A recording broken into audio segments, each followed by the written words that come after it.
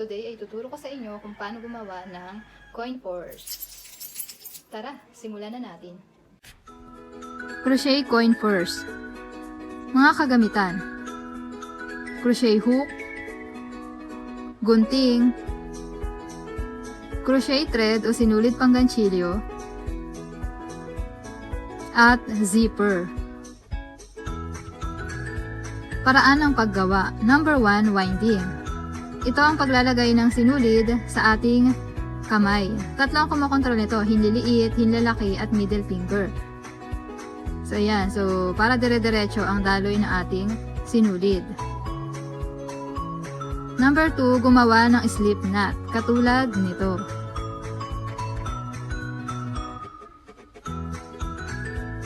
Number 3, gumawa ng chain. Para sa ating coin purse, kailangan natin ng 35 counts na chain. Ganito kahaba. Number 4, gumawa ng single crochet. Mula sa chain na ating ginawa, dudugtungan lamang ito ng single crochet paikot.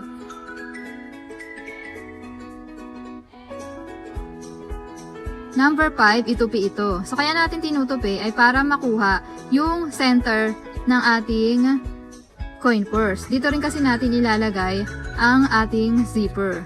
Number 6, mula sa gitna nito ay gumawa ng single crochet gamit ang light violet na sinulid.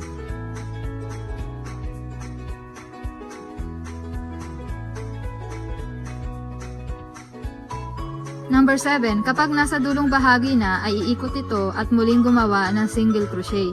Gawin ito hanggang 3 patong.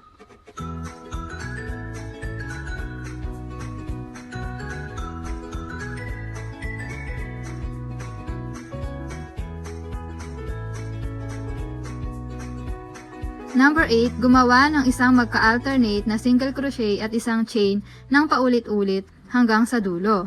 Yan. So, single crochet, chain. Then sa chain, maglalaktaw tayo ng isa dun sa pinaglulusutan ng ating sinulid para makuha yung disenyo na ating gagawin. Single crochet, then chain, laktaw. Single crochet, chain, laktaw. So, ganun ang gagawin.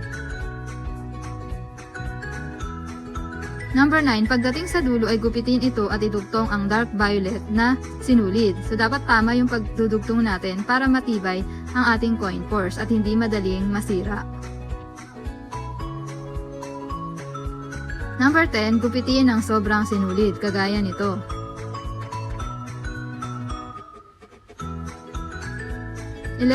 Muling gumawa ng single crochet. 2 single crochet ang magkasama sa isang butas. So, gagawin natin yan hanggang sa dulo nung layer na ito.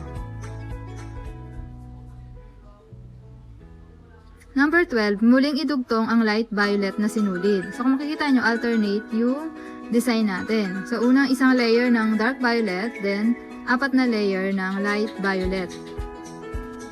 Ito ang halimbawa. Number 13, ulitin ang paraan bilang 4 to 12 hanggang sa makuha ang tamang haba na nais. So, katulad nito.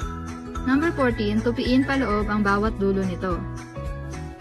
So, gayanin lang natin nga sa picture. Number 15, isara ang dulo nito gamit ang single crochet.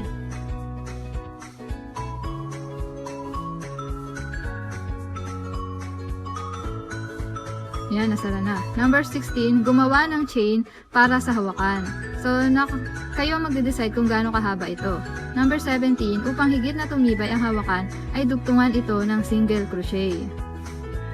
Number 18, gumawa ng partition sa loob at tahiin ito. So, para may lagayan tayo ng buo. Number 19, ikabit ang zipper. Ito na, nakalagay na yung zipper. Then, finished product. Thanks for watching. I hope may natutunan kayo at makagawa kayo katulad nito.